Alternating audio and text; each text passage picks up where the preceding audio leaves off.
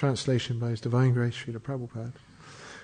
Thereafter, to save the people from the danger of an unregulated government, the sages turned Maharaj Nimi's material body, from which, as a result, a son was born. Purport by His Divine Grace Srila Prabhupada. Arajaka Bayam, if the government is unsteady and unregulated, there is danger of fear for the people. At the present moment, this danger always exists because of government by the people. Here we can see that the great sages got a son from Nimi's material body to guide the citizens properly. For such guidance is the duty of a Kshatriya king. A Kshatriya is one who saves the citizens from being injured.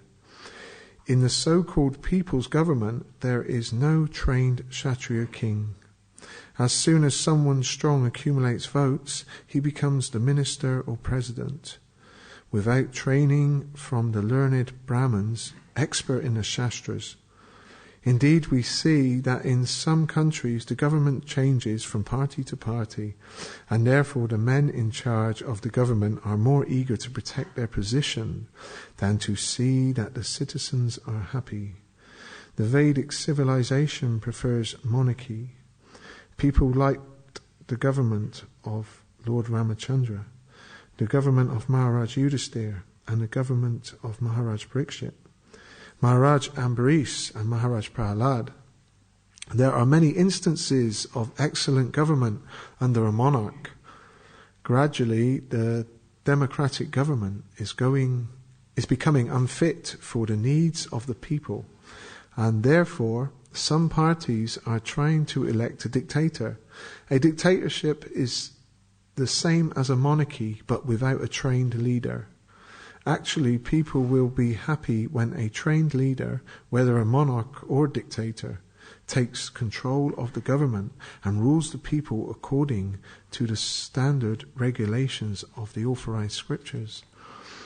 Omagina Taramandasha Ganangana Salaikaya Shakshashu Militam Yina Tasmai Shri Guruve Namaha Panchakalpa Tarubhyascha Kripa Sindhubhya Evacha Patitanam Pavanebhyo Vaishnavebhyo Namo Namaha. Jai Shri Krishna Chaitanya Prabhu Nityananda Shri Advaita Gadadha Shivasadi Gaura Bhaktavinda Hare Krishna Krishna Krishna Hare Hare Hare Rama Rama Rama Hare Hare. Namo Vishnu Padaya Krishna Vastaya Bhutale Shrimati Shri Ram Swami Chidamani.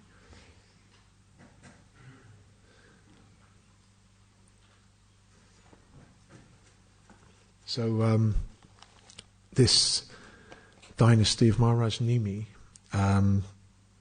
we understand Nimi was counter-cursing with his spiritual master Vasishtha Muni, and he was killed in the process, and he was the king, so he was had a kingdom there to take care of, but he was also very self-realized and detached.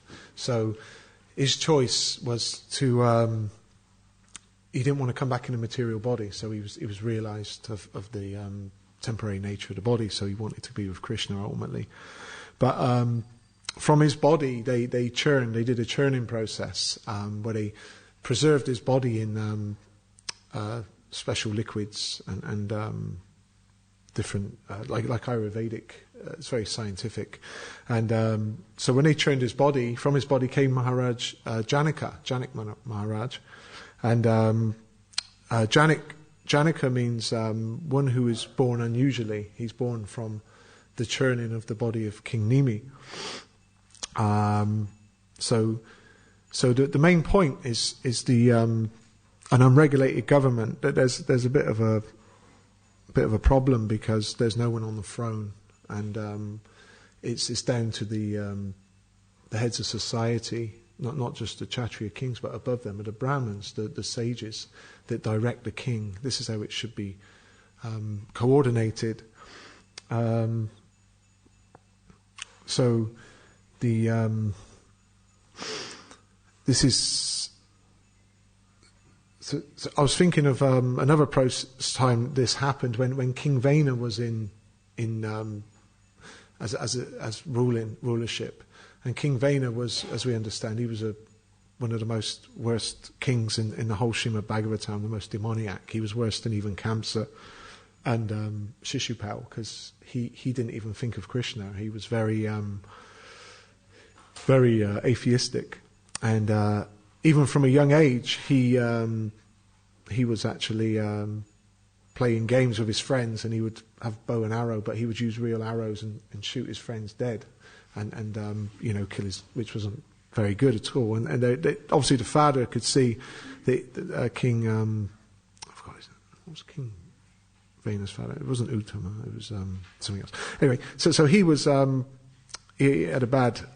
He was already a bad example, but eventually, because he was the king, they say, even if it's a bad king, or even a blind king like Dhritarashtra, is better than no king, because this is the point we needed. They needed a king, but at one point he became so demoniac that he took away the Brahmins' sacrificial paraphernalia and started causing disruption in the sacrificial arenas and condemning the worship of Vishnu. And in the end, the Brahmins actually came together and they cursed him, and he also dropped down dead. They say his body was into pieces. They chanted that mantra, Hum or something with a H, quite a powerful mantra. And then, whilst he was there, obviously left his body, King Vena, they needed someone to take care of the kingdom, so they actually churned his body as well. They churned up his body, and after so much churning, many things was going on. But then at a certain point, from his chest, I think, came Prithu Maharaj, the Krishna's ruling incarnation, and his wife Archie. And the main thing was to implement rulership, because like even with Dhritarashtra, he was temporarily on the throne. Originally, it was King Pandu who was on the throne, because and then he died untimely, and because Dhritarashtra is the elder brother, he should have got the throne originally, but because he's blind, it wasn't so good for a king, a leader, to be blind. But in emergency situations, because Pandu left his body, Dhritarashtra had to hold the throne for Yudhisthira Maharaj, which that didn't happen until there was a great war because of selfish motives. But so yeah, this is very important point, because when the king is not there, and it says in here about a monarchy, and it's quite good in England. We've got a monarchy, and not that we're all patriotic, but there's some order, there's some good order there. Even looking back at the, in the Falklands conflict quite a while ago, 30 years ago, but one of our princes actually did go out on a helicopter. He was a helicopter pilot flying out there into some quite dangerous areas in the battle zones. So this was some slight resemblance of ancient, what do they call it, the monarchy and the Kshatriyas to lead in battle in some way. But there needs order originally, because the thieves and the rogues, and all the unsavoury low class will rise up, and they'll terrorise and exploit the general populace. And so there has to be proper system, and our system, as we understand, is Varnashram Dharma, which is still a process to be implemented. It's more difficult than it sounds, but with determination and Krishna consciousness, it can be done. And that's at the bottom of the Krishna conscious scale of Varnashram Dharma. It's starting from the bare process to become God conscious. So it's like in Vedic culture. I was just examining the changeover of this. This is a serious situation when the king isn't there, and there is an empty throne, and things can happen not good. The Brahmins will implement a new leader somehow or other, and then that's why we need this higher source connected to the Supreme Lord, where they can implement that.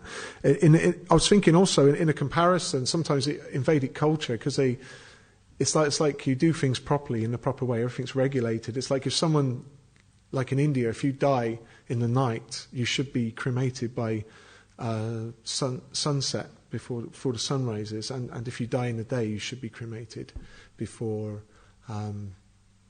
the dusk, before the sun goes down. This is the proper process. Like, everything's done regularly. Here, obviously, if someone dies, even if we're going for a cremation, we're left in the box for a little while, and maybe 12 days even. Meaning, that sometimes that's a dangerous thing for one who's attached to the body. That's the reason we have the Vedic process and the cremation process, connecting the cremation process just to how serious it is to be done within a certain time, like when a king leaves the throne, and another king someone should take his place. Meaning that the body is very we're so attached to the body. That's why we have this process of cremation, because then the soul can carry on to its next destination. So yes, it's everything's run perfectly as we see. It's systematic, and mode of goodness. It's that's what we're trying to ultimately Sudasattva beyond the mode of goodness. But we need to implement the mode of goodness and regulation and duty. This is what refines our character and consciousness to go into spiritual life more easily. In this society, in today's society, it talks a little bit about the people, for such, let me see, because the government by the people, I was just trying to work out what that means. Here we can see that always exists. At the present moment, this danger always exists because of government by the people. So people are voting in, because they haven't got spiritual knowledge, or they're voting in leaders or anyone just for their quick sense gratification, just to give them some kind of temporary happiness. And then after some time, these leaders, they don't really satisfy their needs, then they vote them out. And they're not real leaders, they're just... In Kali Yuga, everything's upside down. We understand it's topsy-turvy. You've got the high people are actually with any intelligence. They're not at the top; they're at the bottom. And the low class people, they're attached to selfish motives. They're at the top. And so it's all topsy-turvy. So society is not aware. A nice devotee gave an example. This is the day and age where, where the dog comes into the house, it comes into the bedroom, and it jumps up on the bed to eat the remnants of a cow on the leftovers of a dinner plate. Meaning, there's no idea of protection to animals or the mode of goodness or cleanliness, and so the people need to be led by great teachers, and this is. Back to Vinod Thakur, I think he predicts that, there is going to be a time within this golden age that, the high court judges are there and they have tilak, and also the leaders of countries become Vaishnavas. So they're on the bodily concept of life, the general populace, so they need to be, by example. This is why it's nice to go out and preach or share our Krishna consciousness through chanting, when we say preach, or preach by example. This is the main. We're training up here. We're like in an army in a way. We're keeping ourselves.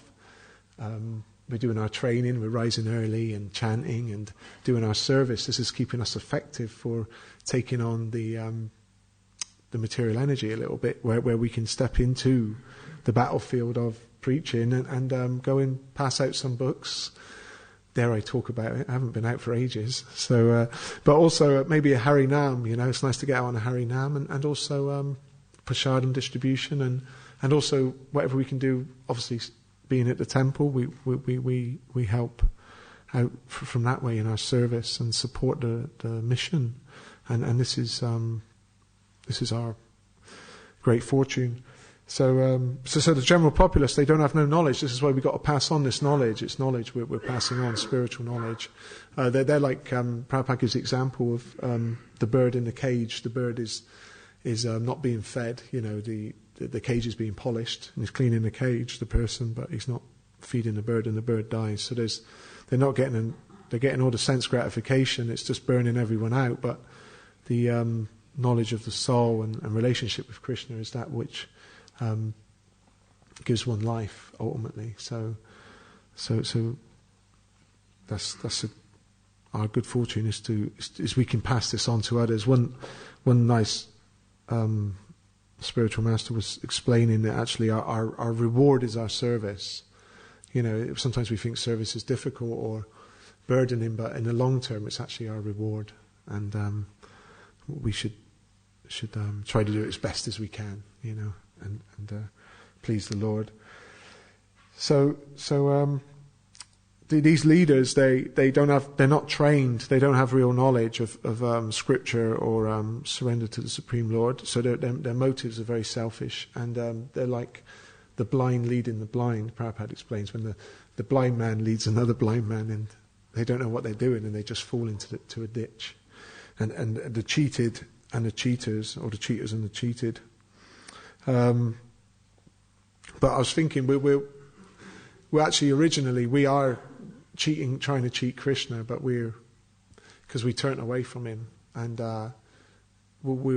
he's never cheated us. Krishna actually wants us to come back more than we want to come back ourselves, and we're the ones that are actually committing the adultery, or whatever you want to call it, turning away from Krishna, trying to enjoy his energy. So this is why we need good leadership, of course, and to also to become serious in our Krishna consciousness, to follow the spiritual master and the guidance of association devotees. Srila Prabhupada explains in Kali Yuga, this is not surprising what's going on, because it's a headless society. It's a society without Brahmins or Kshatriyas, and so it's just like a body with just no arms and no head. It's just like a belly and legs walking around. So it doesn't know what it's doing. So and then unfortunately, there's so much due to untrained leadership. They're not real warriors. These leaders. They also end up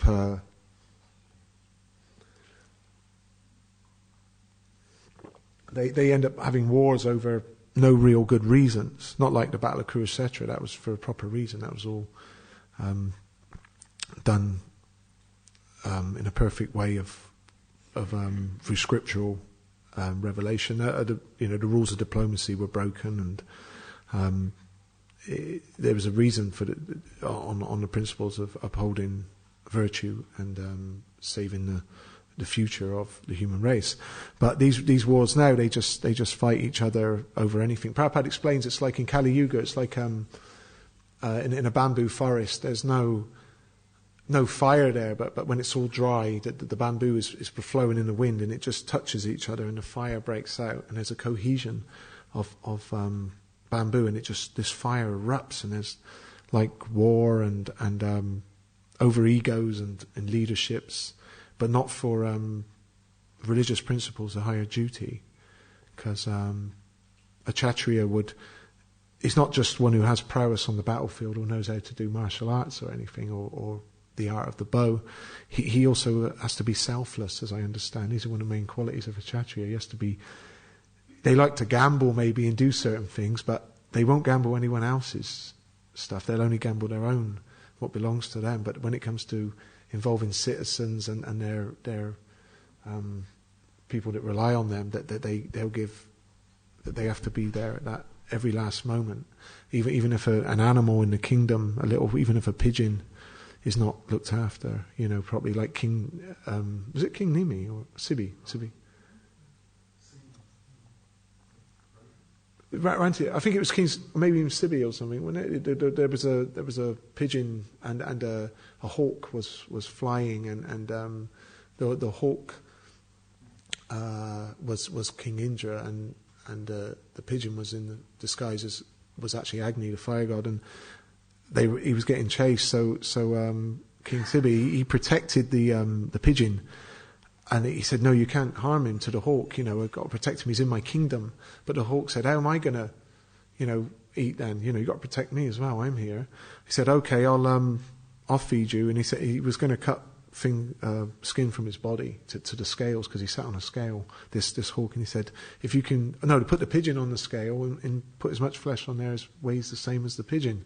So this King Sibi, he did, he tried to put some of his flesh on there, and it still didn't weigh out, so the pigeon was still too heavy. In the end, he sat himself on the scales to give his whole self, just for the pigeon. And then the Lord Indra and Agni revealed their form, and they gave him benedictions, because he was actually a selfless king.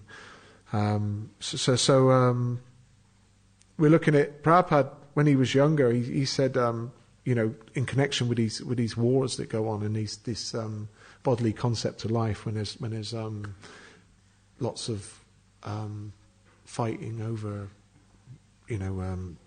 territory and everything. He said that when there was the Calcutta riots, when he was younger, he said, and he was a very young boy, I think it was, and he said that he had to stay indoors because it was so much commotion going on and dangerous out on the street.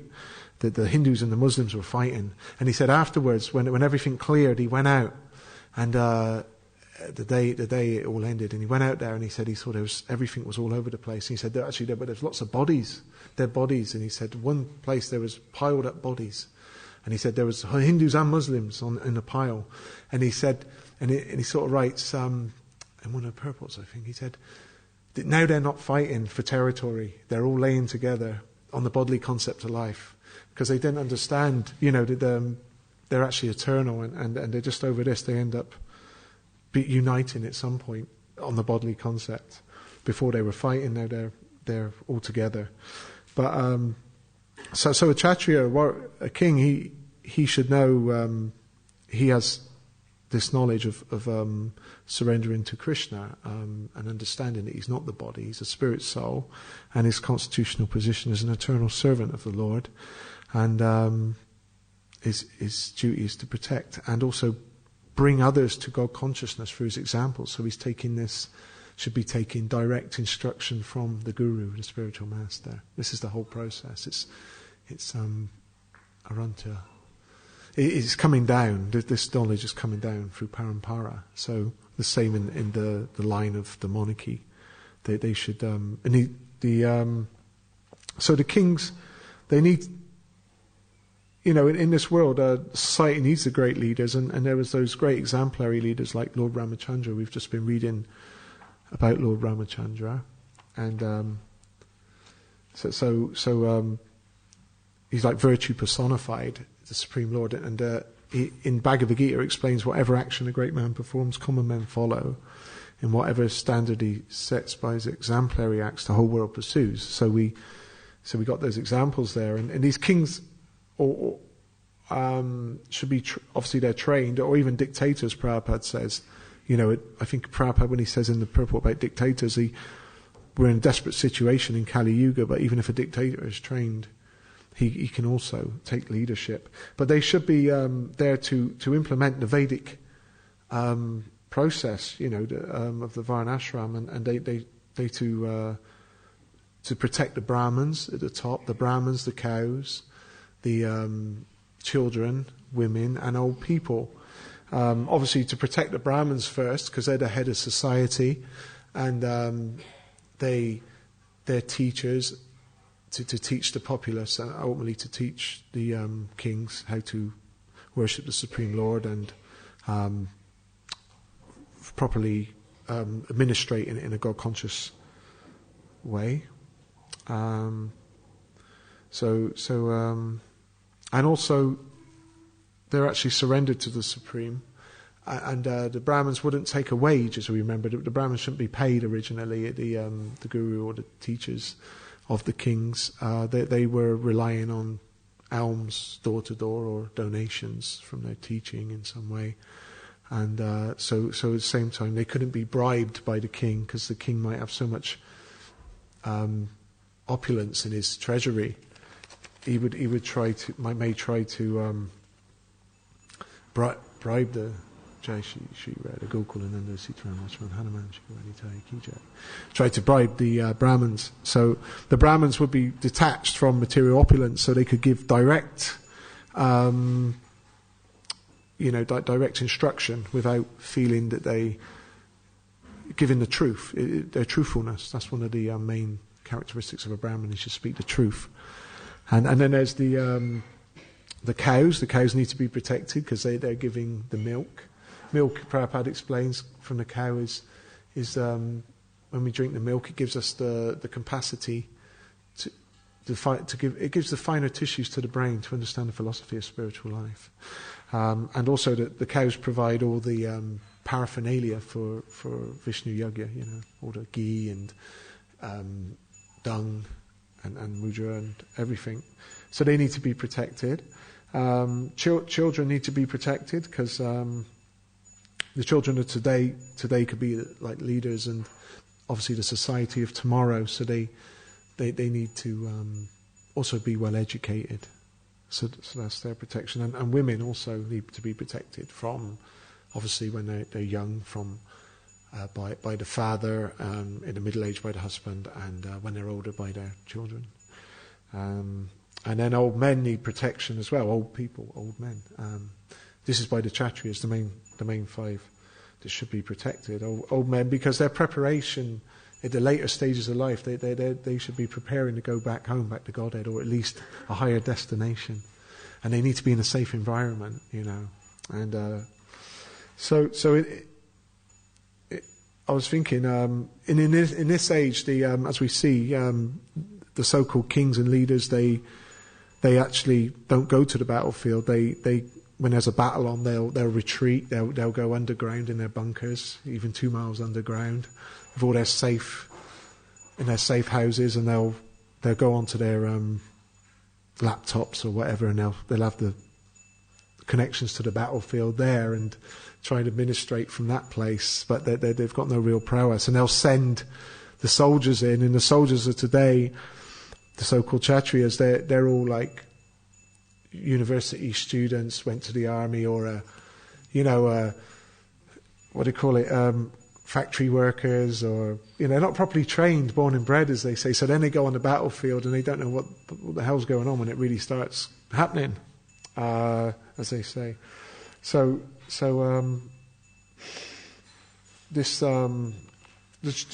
the kings and the army should be very brave. Pandavas, like the Pandavas, is a good example, of course. 5,000 years ago, it's a lot different then.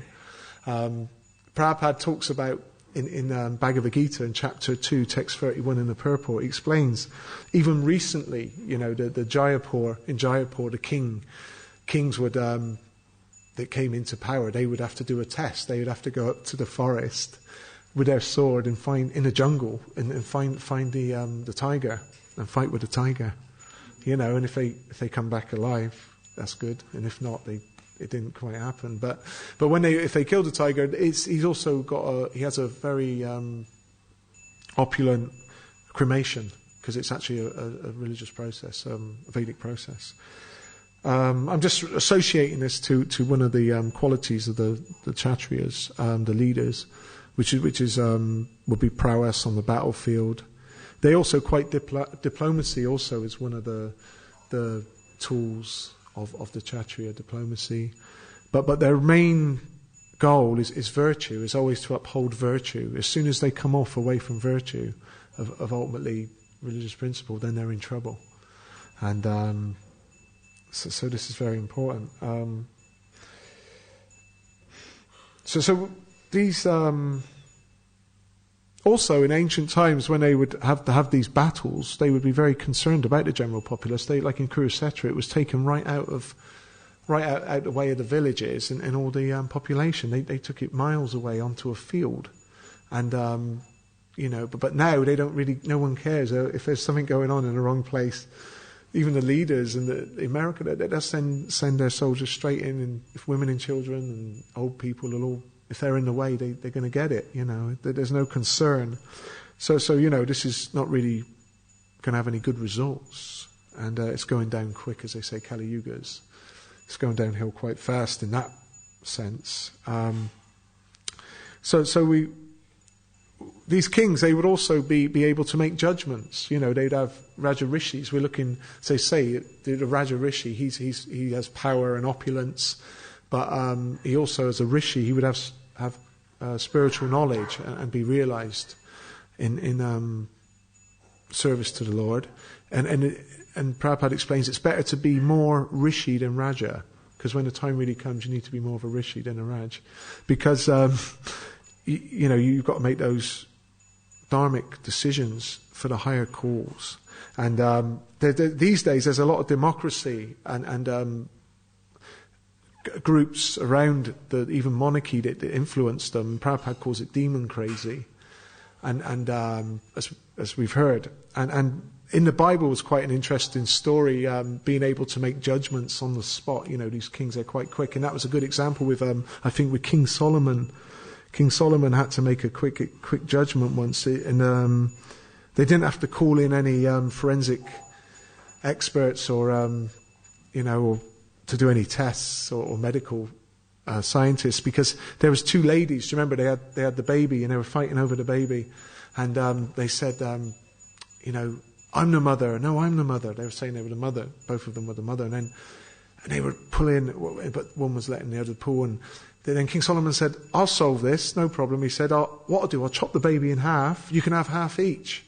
And one lady agreed, and the other one said, no, take the baby.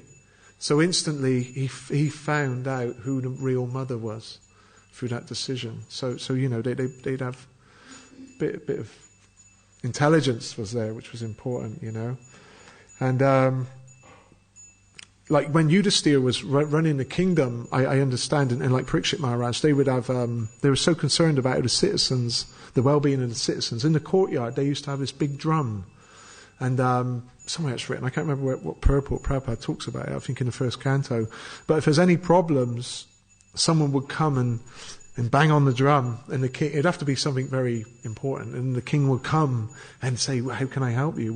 What do you need?